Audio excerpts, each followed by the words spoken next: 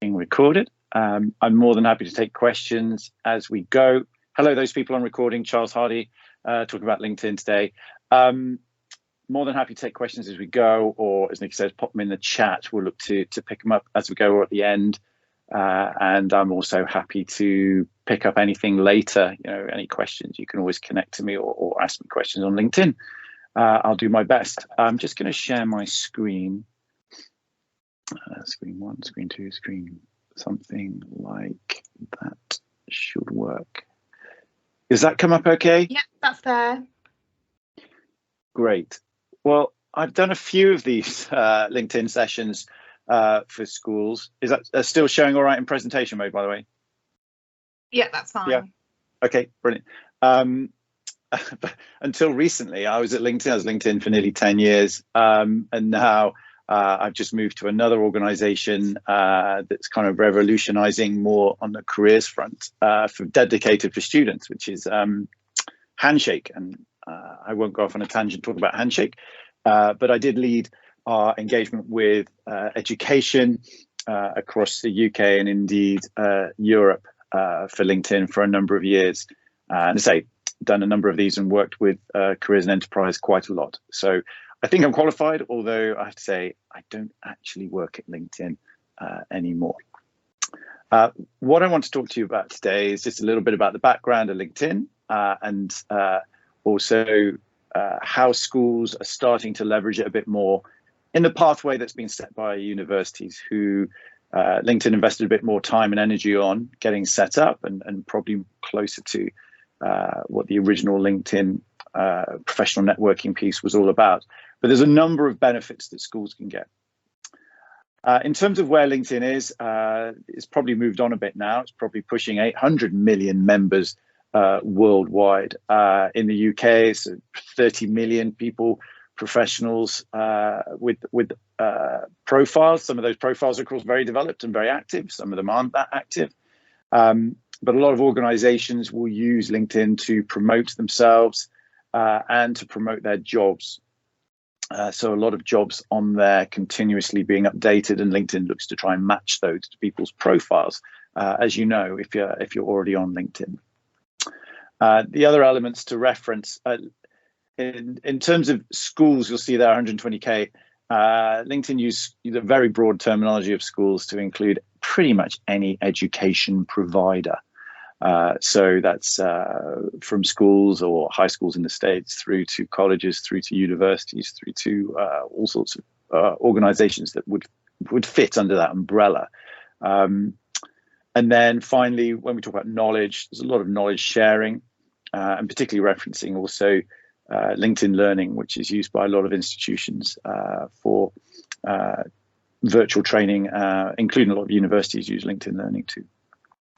So it continues to grow at 2 members per second on average, in my experience. That rapid growth since it really took off in around 15 years ago, when it really accelerated, particularly in the world of recruitment.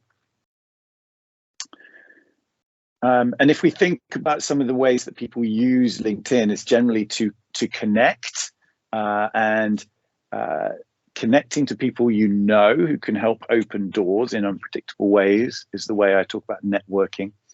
And in a little while, I'll just talk about how you can help, particularly your students and maybe in years sort of 12 and 13, think about what networking means to them.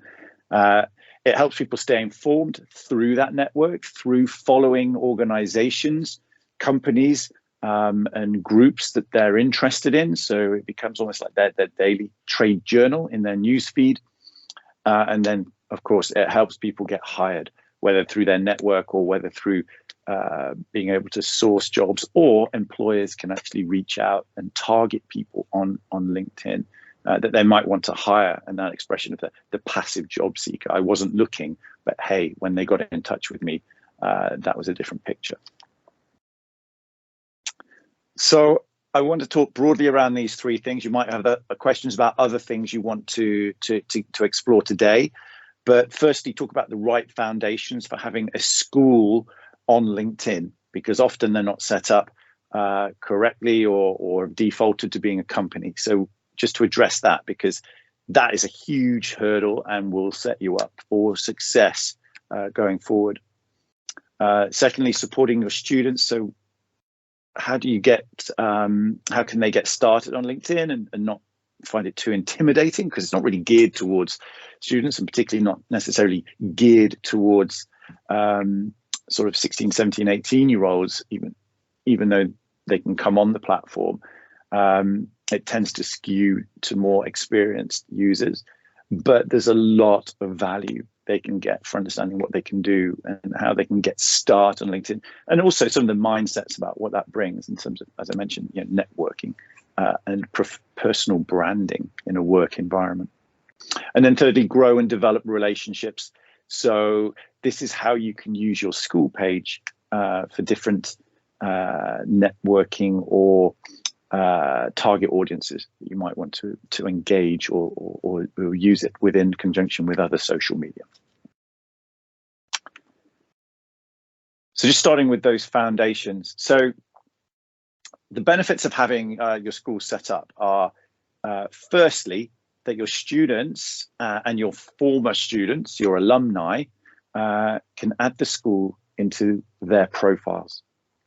So if you don't have a page, or if you're not set up as a school on LinkedIn, then a current student, say in year 13, or someone else who previously studied, might be at university or might be in employment, and then editing their profile, your school wouldn't show up in the list of schools. They might hard type it in, but that wouldn't necessarily connect them to you. Also, they wouldn't have the school logo, and they wouldn't be following you. So it's really, really important for those individuals. It makes their profiles look better, but also really important for the school. You can post content to followers. So once you have a page, there are lots of different types of followers you might have who want to keep in touch with the school or be connected to it for some reason.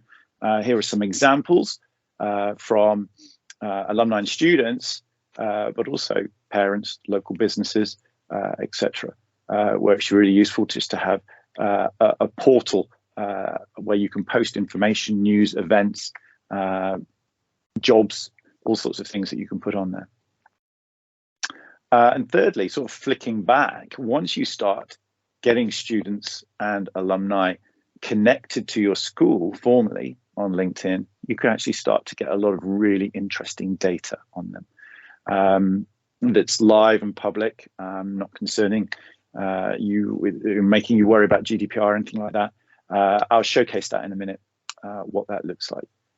But really, really useful for you to understand the career paths of alumni, and then even tapping them back into help the next generation of students coming through. I've just got a screenshot of a school here, actually, I used for another presentation. This is the Misbourne, who is set up correctly.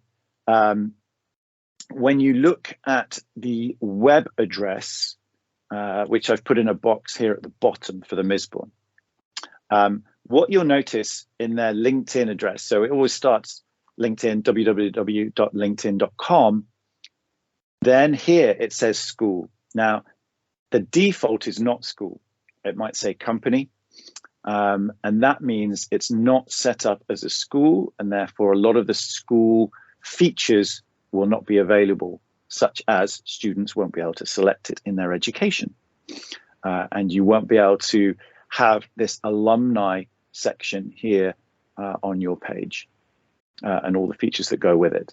So here's Misbourne. They've been working on this for a while, and you see they've got a significant amount of followers. They've got the alumni tab available on their school page, and as I say, the way to check is to go to your page on LinkedIn if you have one, and you'll be able to see in the URL, if it has school, then you're set up correctly. If it doesn't, we need to get you changed to a school. And the good news is that does not cost anything. It's just a request process to LinkedIn to make that switch. Usually can be done within 24 hours. So let's think about that. If you do not have your school set up, as I said, when a student or an alum of your school goes to add it to their profile, they'll be typing this screenshot. Sorry, it's a little bit not as clear as it could be. They're in their LinkedIn profile. And of course, one of the main things they want to add when they're just starting out is the school. They don't have lots of experience, they don't have lots of things to add into a profile. It's always pretty basic at the start, but it's great to be able to add the school and have the school logo.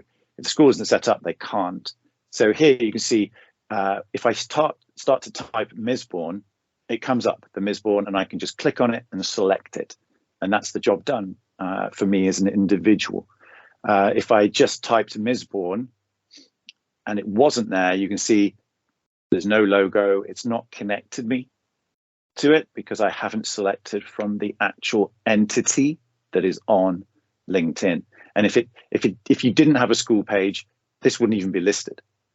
So there might be students or there might be alumni who are going to add your school, but they don't find it, so they're not attached to you. And their profile doesn't look as good, and you don't have that long-term relationship with them through LinkedIn.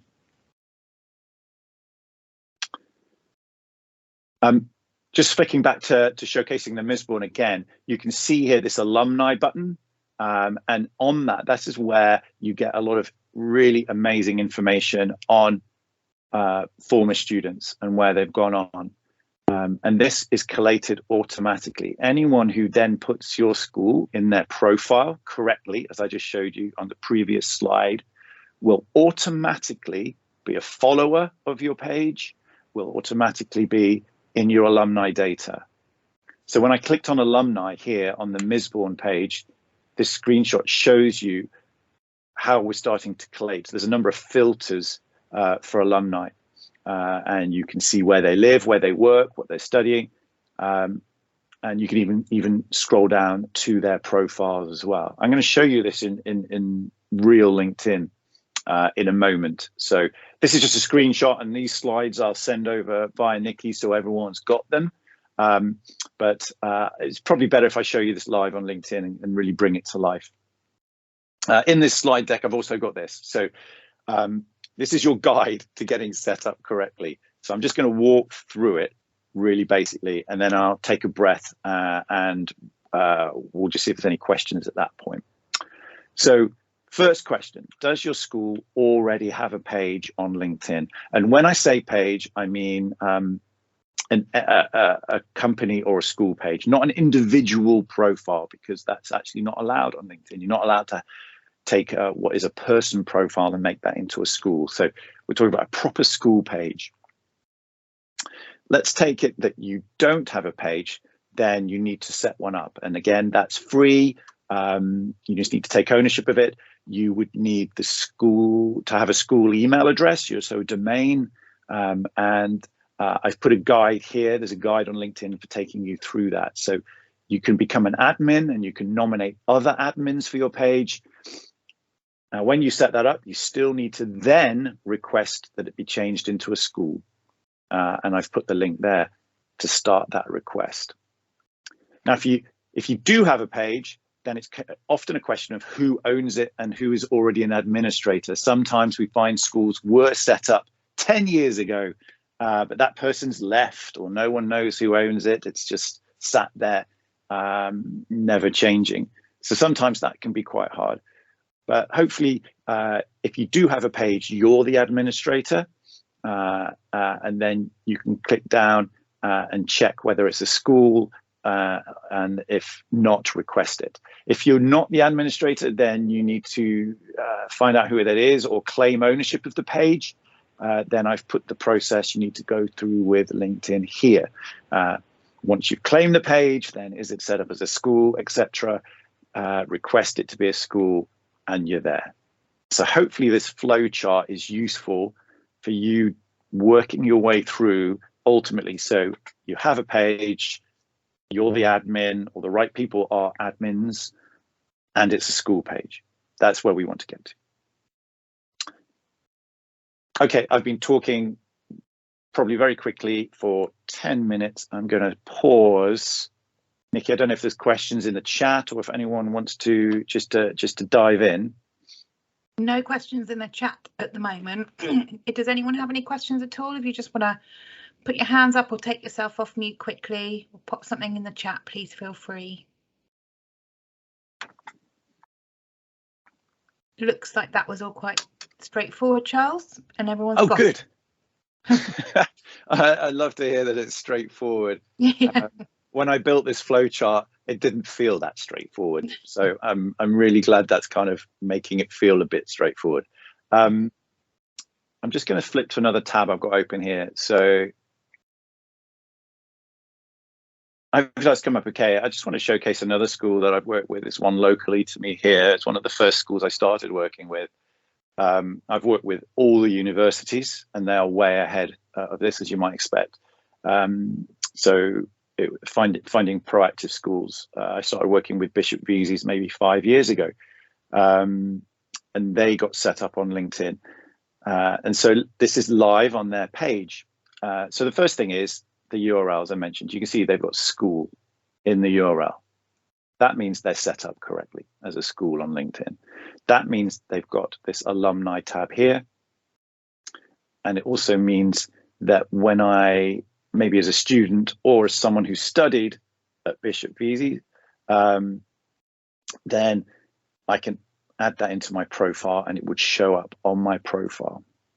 So this is their page, this is their home page. And what you can see is they've got over 2,000 followers there as well. They're posting content. You can see here, this was posted just a few days. They're looking for it's a job ad actually, this one. They're looking for a physics teacher. But they've got a variety of people who are in their audience. If I click on the alumni tab, I just want to bring this to life for you. So they now have over 3,000 alumni. And they've been adding their sixth form to LinkedIn for the last 3 or 4 years as part of their career process. So they, and it's very topical for me, my daughter's now in the sixth form at Bishop Veazey. And they, as they create their profiles, they'll help them just set them up like a CV on a cloud, but also the basics of using LinkedIn. Now, when that sixth form leave, like the current year 13, will be heading out the door in the next couple of months, and they will either go into employment, or they'll go off for a year off, or they'll go off to university. But in employment and university, then there's going to be even more encouragement to develop LinkedIn profiles. So as they pass on into the world of work, you know, all this data continues to update itself automatically. So straight away for Veazey, see, they've got 23 people who went to Veazey who now work at Jaguar Land Rover. And you see the biggest ones first. You've got Bishop Veazey's here because probably several students have said that's where they work, even though it should be in their education. You see some are at university, but you see some great brand names here. And that can be great for getting people to come back and give career talks. It can be great for working for work experience, all sorts of things, alumni funding, etc., etc. But it's more than just geographic and where they work. I can click across here. I can see what industry they're in. I can see what they studied, and that'll include things that they might have studied at university as well. If I click across, I can see skills. So what are the top skills? Always really insightful to see what kind of skills are being picked up. And I can see my connections. I actually have 10 first degree connections myself who went to Veazey. If I just click back, I could say, okay, well, show me just the Jaguar Land Rover alumni. And that's it. Now I'm just looking at 23, and we can see what they work in. These are all filters. I could click on these and just show me the mechanical engineering, 2 people, if I wanted to. So all these are filters that I can click on as well. I can see what are the top skills. Well, there you go. Excel, or Microsoft always comes top, but my project management is always very high. Automotive, continuous improvement. So you start to get a feel for what are the skills that these people have in Jaguar Land Rover. Or if I scroll down quickly, I can start to see their profiles. Just below at the bottom are the profiles of those 23 people who went to VISI and now work at Jaguar Land Rover. This happens organically. Once your school's set up, you just got to make sure that your students, and if you're doing alumni outreach, you're asking them, are you on LinkedIn?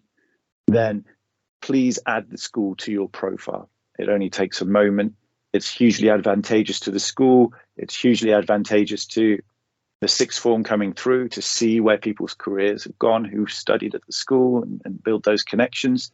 And it looks nice on the individual's profile too, to showcase that. Again, I'm just going to pause looking at VISI. Does anyone have a question around what this profile looks like and how it's functioning?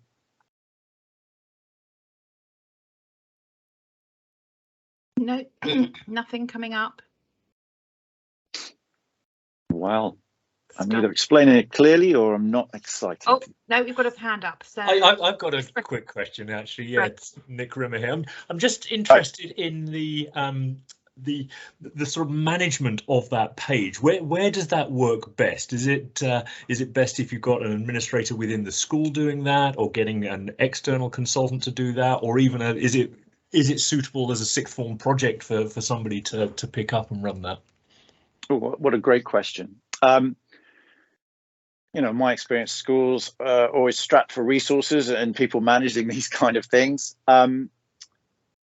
I've seen it done in different ways. I think you can have multiple admins for a start. So it doesn't just have to be one person.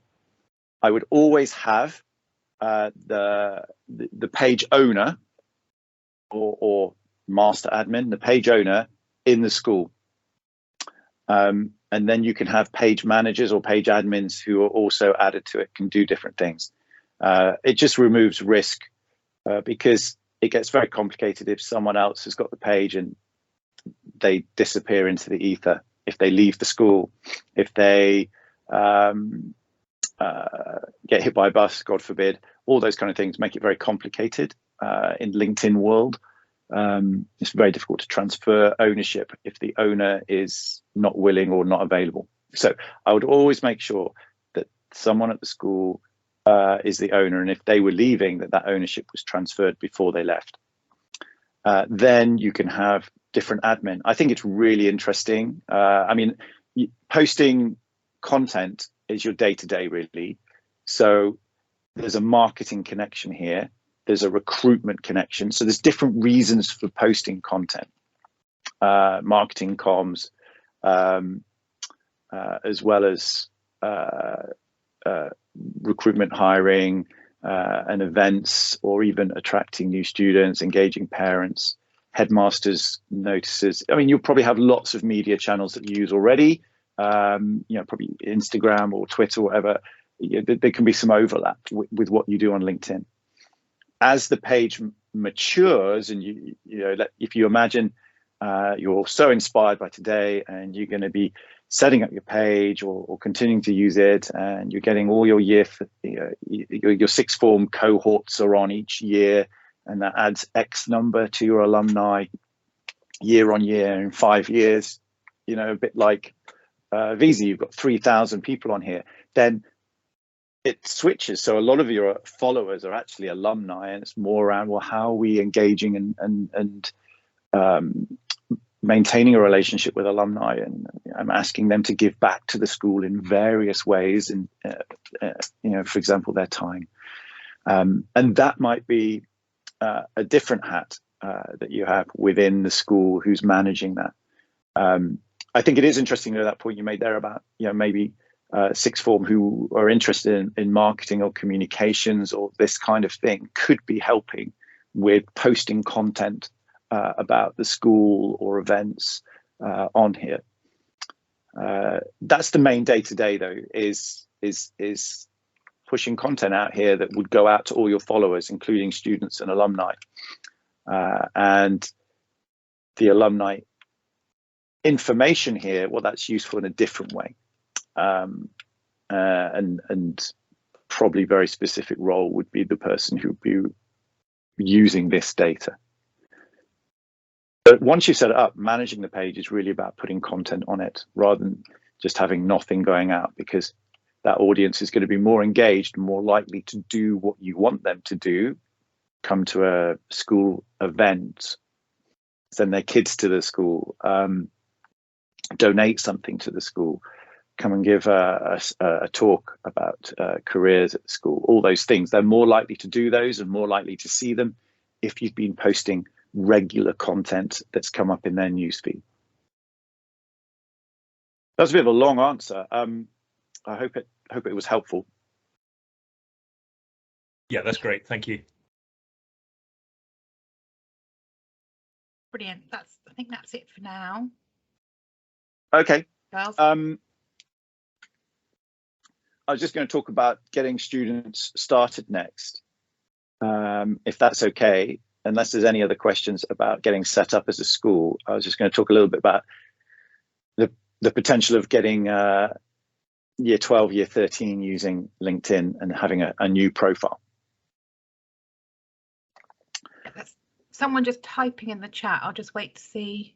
Okay, I'll pause. Pause just 2 seconds. I don't want to put pressure on Hannah now to type quicker. Here we go. Oh, she's just shooting off to another meeting, so she'll grab the recording at a later date. But thanks, it's given them lots to think about. So yeah, been really useful. Okay. First bit of feedback. On to stage 2. I've zipped onto stage 2.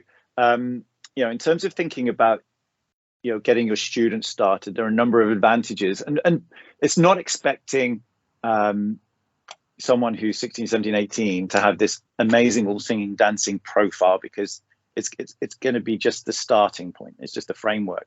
What it really is more around the mindset and thinking about the value of this as they then progress. If they do have work experience, great. Obviously, they want to showcase qualifications. And at this stage, that whether that's their GCSEs or any other certifications, or obviously moving on to their A levels and things like that, then great, all good. And they might even showcase interests, clubs, societies, things that are rounding out. I mean, it's the same ballpark as doing your university application or your CV, kind of blended. How you pitch yourself. We talk in LinkedIn terms about your professional brand. And how that comes across in your profile from your photo, and important, I would say, to have a photo, but obviously bearing in mind their age, that might be something they add in, when they're 18, or how they want to manage that. But that kind of thing is just important for connections that you make. So it's just starting to build out their profile, and a lot of it might mirror what they have in their CV, but you can add a lot of really interesting information in there. If you, for example, if you study art, then you could add some illustrations of your work, or if you've done a project, you could add a presentation. You can link off to other things that you might have worked on, so you can really bring a profile to life. When we think about networking, sorry, I haven't put this in slideshow. When we think about networking, it can be quite intimidating, but the rule here is just connect to people you know. So if you're asking a class or a cohort of your sixth form to get started on LinkedIn, have them do it together, have them to connect to each other. A couple of things around that. It's intimidating to try and go up to people you don't know to connect. I'm going to try and connect to the CEO of Accenture or something like that. It's totally not what it's about. Building your network of people that you know, people that you've had some engagement with, and that will continually increase as you move forward. So, for example, connecting to people in your class. Not necessarily that useful today, but hey, 18 months, 3 years time, when you've left university and you're looking at a company, and LinkedIn will tell you what kind of connections you have at that company. Now, you might not have a direct one, or it might be that LinkedIn says someone you went to school with and connected with when you're 18 is actually already working there. It's because you don't know where everyone's going to end up. So you're kind of giving yourself the best chance in an unknown future by connecting to all the people you know. So I would always recommend connecting to as many people at school, in your class, or generally around as you can. You don't have to know them really well. It's not, it's not the same as Facebook. It's not the same as being deeply connected to people on other social media platforms. It's a professional connection. We have something in common, or we've met at some point. The same with, say, connecting to a friend of your parents, or someone you know through a sports team. Lots of different ways that you make acquaintances. It turns out you connect to your next door neighbor. They're not in any kind of industry or job that you want to get into, but then it turns out that LinkedIn says, well, you know Janet, who lives next door. It turns out she knows someone. It's her brother who works at that company. Someone who knows someone is really the power of LinkedIn, and being comfortable growing your network is really, really important. Don't think you've got to try and connect to lots of people you don't know. You only need to connect to people you know, and you only need to connect to people who you're comfortable connecting to. You own it, it's yours. And particularly young people starting out, that's really, really important. The third use of LinkedIn, and you don't need a mega profile to do it, is to go and just research employers and research universities. And I'll showcase that in a moment on the platform, because there's loads of information. If you're trying to work out what to do next at whatever point of your career, lots of useful insights that you can gain there. So just using LinkedIn as a research tool is a really, really useful resource. And that's sort of extended in number 4 there, researching jobs and skills. What jobs are available? What kind of skills are those jobs requiring? Again, more research. So I'm just going to come out of here and go back into LinkedIn, because it's always nice to showcase some of these things live. Let's start with the profile. So I'm going to look at my profile, and of course it's quite developed. But in terms of some of the basic things that make it, hopefully stand out, and the company I work for is Handshake, and my target audience tends to be careers people at universities at the moment. But having an eye-catching image at the top here, having my profile picture, these things are really important for that first impression. But also there's a section just below the name here called the headline, and this will be relevant to you as well if you're using Handshake yourselves as individuals, and thinking about who is your target audience and what do you want them to think about you. So for me, my target audience, universities, and it's all around student and graduate recruitment. So I'm thinking very succinctly, what do I put in my headline that tells everyone very quickly what I'm about? So it's sort of like a mini mission statement. Now, for a student, that might be, for someone in the sixth form, that might be looking to study psychology at university, or it could be that they know the career they're going into, or they want to do an apprenticeship. Where are you now, and what is it you want to do, or where you want to go? Their audience are people who might hire them, for example. So it's writing a quick headline, because this is the first thing people see. They see it even before they get to your profile. They'll see your photo, your name, and your headline. So that's an important one. If I scroll down a little bit, some of the things you can add, there's lots of sections here. I'm not going to go into all of them. There's a featured section where you can add resources. I've added some YouTube videos around the company I work at, some testimonials actually from universities I work with, because that's relevant to my target audience, and it's making my profile look a bit more eye-catching and a bit more interactive than just a Word doc CV. That's just my activity. It's worth saying your network can see your activity. So if you're applying for a course, if you're applying for a job, it's always good to have shown that you've been liking and relevant posts out in the LinkedIn ether, because I can see, oh right, Charles is engaging with these things about universities here. He obviously is connected and on the ball, so that's a good way of doing it. If you're interested in going at automotive, make sure you're following Jaguar Land Rover or following Ford or whoever, and that shows up on your profile, and people can see who you're following, and you can share that content and you look like you're connected into that area. Then I can add my jobs, and if they have any work experience, if students have any work experience, definitely I would add it. It doesn't have to be a huge big job in the future. It could be that it's been a summer job, work experience, part-time work, all good for showing being in employment. And you might even showcase some of the projects or responsibilities that you've had, much as you would on a CV.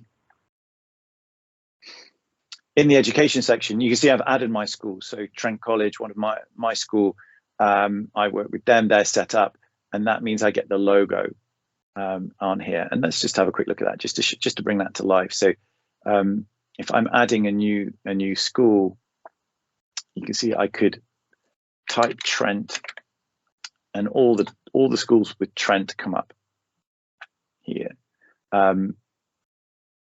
If I just left it at Trent like that, or let's say, because there's often different ways of writing these things, or wrote Trent School, there's no match to that. Oh, well, there's the business school there, but it's not right. And I left it like that, no logo, I'm not attached to any entity. But if I select that, then I get the logo. So it's really important. And if we go back, to the start of today's session, if the school isn't set up on LinkedIn as a school in the URL, then it won't be listed here. So you can see how VZ is listed, but other schools locally here is not. So really, really important. For a student in your sixth form to have that ability to add the school and have the logo discard like that is really, really important for them. And then if they have any certifications that they've done, like outside of school, within school, that's good to add those in. And probably they're the key criteria. There are other sections in a profile, lots of sections. If I click on here, add profile section, you can see, particularly under additional projects, patents, honors and awards, organizations, you could put in your sports teams or concert orchestras or anything, just to show other interests. You never know what connection will resonate. But really, I think it's that message of not necessarily thinking you're going to have this all singing or dancing profile at the age of 17. It's going to be more just getting started on LinkedIn and understanding the principles of how it works. And that also comes through to networking and connecting to people that you know, so that when you're in your news feed, you start to get lots of things that come in your news feed that are relevant. And the more that you like things in your news feed, then the more LinkedIn says, oh, you like hearing from that person or that company, and they'll serve it more and more. So I can go and find those companies that I might be interested in looking at. So if I look at IBM, and I use IBM not just because I worked there once, but also because it's very quick to type. Let's just have a quick look at a company profile. So lots of things. If I follow IBM, they are, now I'm following. So all IBM's posts that are coming up here, these will feature in my news feed now. And anyone who looks at my profile would see that I was following IBM. And IBM's recruiters can see that I'm following them too when they're looking for people. And one of the first things they might look at, well, who's following us? Who's interested? And I can see IBM jobs, so they would be here, and I could search on those jobs as well, and I could go and look at all their jobs. So most companies will have a page, not just the big ones like IBM, and they will post jobs, or I can see who works there as well in different roles. So lots of different ways of searching here. I might be looking at an internship or entry level at IBM. And there we go.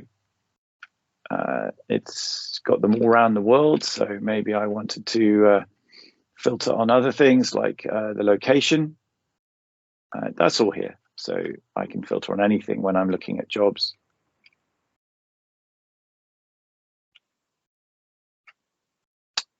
Lots of filters that I can use, and I can save jobs, and I can look at, if I looked at this job, I mean, these are all pretty random jobs, aren't they? Let's try something else. Let's actually try going back and going into jobs. So I went via a company, but here I'm going a different way. I'm actually going just as a very broad job search, and I can search on any jobs, and you can see some of the toolkit there here. Now, this isn't the first place you're going to go if you're 16, 17 looking for jobs, although, you know, there'll be apprentice jobs on here. We're thinking long term, really, or we're thinking about research in terms of those companies and learning about them and what they do. And if I'm interested in IBM, then I might be following other organizations such as Microsoft. Then great, I can go and follow Microsoft as well. Well, I am following Microsoft, and I can look at what people do in that organization as well. So it's a great research tool. They'll share lots of information in here about what it's like to work in that organization too. But I can research universities as well. So let's, for example, if I say Nottingham Trent University, so all the universities have pages like the schools that I showed you, like VZ, but even more developed. If I go and look at Nottingham Trent, because I'm thinking about going there, you can see I can follow them, and that means I get all their posts. And we can see what they're talking about. But actually more interesting, the really great thing is, again, that alumni tool, because I can click into alumni. Let's get rid of that. We can click into alumni. Nottingham Trent have 151,000 alumni on LinkedIn. It is an amazing resource, particularly for students who are graduating to say, where shall I go? But if you're interested in where do graduates go from a particular university, LinkedIn has the data. So, and real time, any one time updates their profile, this is all updated at the same time. So if I was interested in studying something at, let's say, economics, I can say, well, where do all the economics graduates at Notts Trent go and work? And I can click on economics. It'll say, okay, this is where they work. Funnily enough, they're at Deloitte and HSBC and Amazon, EY and Tesco and Barclays, Marks and Spencers, and all of these organizations. So I can compare that. I could go and look at another university and say, okay, well, where do the economics graduates from the University of Southampton go and work? Lots and lots of ways of cutting this data, but just great in terms of if you're now in that phase of maybe year 12 and you're thinking what to study where and what are the career prospects, or what kind of companies do people go into, or if I'm thinking of studying something like something a bit different, if I scroll down here, or psychology, do I have to go and do psychology? Where do people who study psychology end up? And yes, some are going to be in the Priory, but they're going to be quite a wide range of NHS trusts as well. That I might want to. Prison service. I did psychology, so I'm kind of interested in that. And if I studied English language, where do the English language graduates turn up? Well, there you go. 16 are at Boots, partly because that's in Nottingham. 10 are at the BBC. Okay, I'm interested in that. I'm English going what's at the BBC. What are they doing? Media, arts, top skills, broadcasting, TV, everything, journalism. They're actually down here as well. So there's lots of ways that you can play with this data, but the main one for me, if you're at school in the sixth form, is just to think, okay, I want to just have a look at the career proposition for people who've studied certain courses at certain universities. I'm just going to pause there. Does anyone have any questions around just a student getting started? I think just going back to those three things, one is building out your profile, just in your CV and some of the information you can put in there just to get started. Second is connecting to people, people you know, people you're studying with, your friends, friends of the family. Just start to build up that network in a soft way. And then thirdly, doing researching employers. You can go and have a look at those companies and follow those companies, and that'll start to give you information in your newsfeed. And going and have a look at universities you might be thinking of going to, and looking at some of the courses and where people go to work after those courses. That might be useful intelligence when you're choosing what to do next. Charles, there is a question that Simon had, but it's related to the first part of your presentation. Sure. In terms of actually setting up a page from scratch. So the school doesn't have a page at all. How do they go about doing that? I had one question on sort of this, and probably it sits with both in terms of an individual profile and with a school profile as well. But in terms of when you're posting things, is there any hints and tips on tagging and atting people into the message and how you should do that so it's most successful? Because I know sometimes I've had posts that have reached hundreds of people and sometimes it's reached like tens of people. So I don't really always know what I've done differently. So it might be, if there's any tips, that would be useful as well. Yeah, sure. I mean, the first question around you don't have a page and setting up, I've put a link in that flow chart to a set of guidelines that'll take you through creating a new page. Say the default is going to be that it ends up being a company page, and then you have to request it being converted. If I just go back to that flow chart, actually. So yeah, here what you'll see is you need to set up a new page, and it's dead easy. You don't need a special profile to do it. You can just create that page, and you as the creator would be the page owner, and then you can add other admins. So this link here in this flow chart will take you right through it step by step. Right. And sorry, Simon, who asked that question, has actually got his hand up now. So Simon, I don't know. Oh yeah, sure, please. Yeah, hi Charles. I've actually found that we do have a LinkedIn page, but it doesn't seem to have an owner, and it's asking if you want to be the owner or something like that. Do you just follow that process and it allows you to pick it up, does it? Yes, it should do. One of the things that I think it checks is your email domain to see if that matches to the name of the entity that you're looking to claim ownership of. But yeah, follow those steps. I've put the link here. If you encounter a problem, then you just need to contact LinkedIn help to sort that out. That's great, thanks.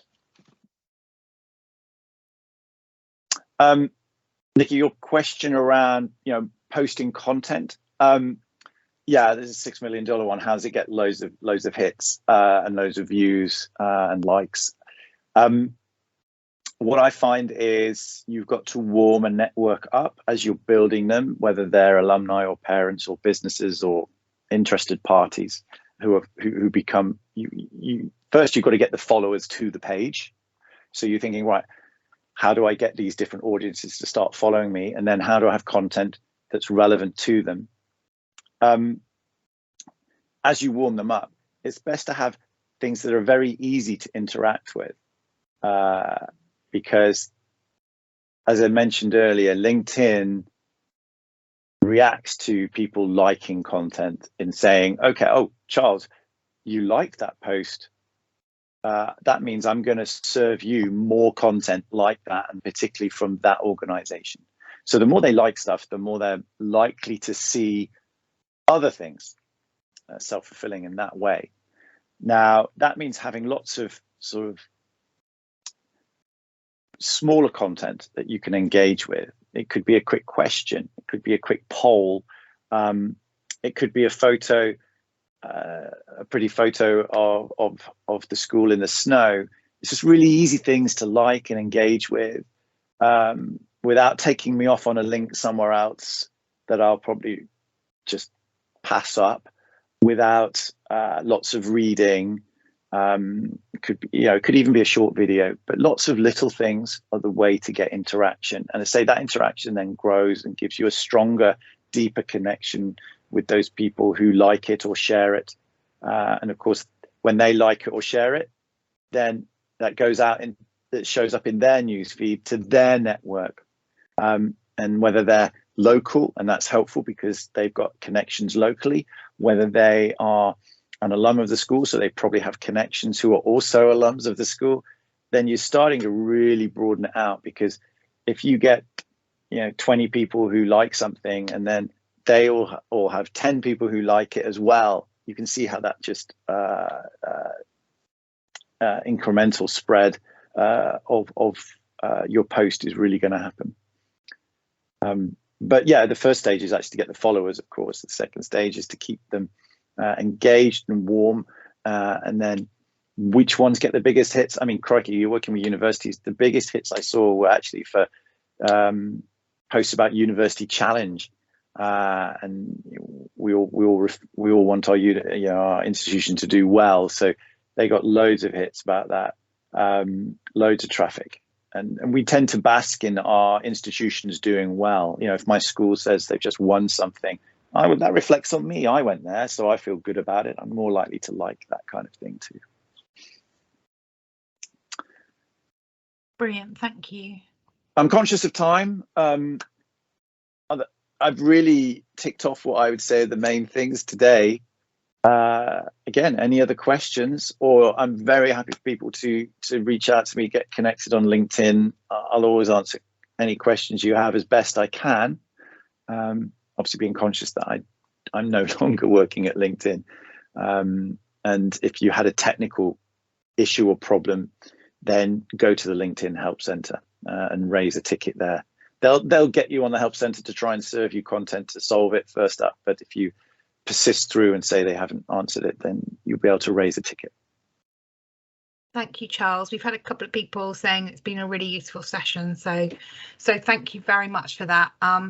Also, just from my side as well, to point out that use your enterprise advisors for this as well. So if you're looking to run a session with your sixth form in terms of getting them onto LinkedIn, perhaps get them to come along and run that session jointly with you, or bring some of a couple of their colleagues as well, so they can share how they've used LinkedIn and help sort of inspire and get people set up on that. So I definitely say a real opportunity to use your enterprise advisors when it comes to LinkedIn, because no doubt that they'll all be on it and using it. Yeah. I think that's it. Oh, so and another message just saying so much, Cheryl saying so much she didn't realise about LinkedIn. So really helpful to see that. I've just been looking actually while you've been on, Charles, and I looked up a few of our schools. All of them are set up as businesses, none of them as schools. So they won't have had that alumni tab, which will make such a difference, I think. I think it's so beneficial and useful. So yeah, that's great. Any other questions at all before we go?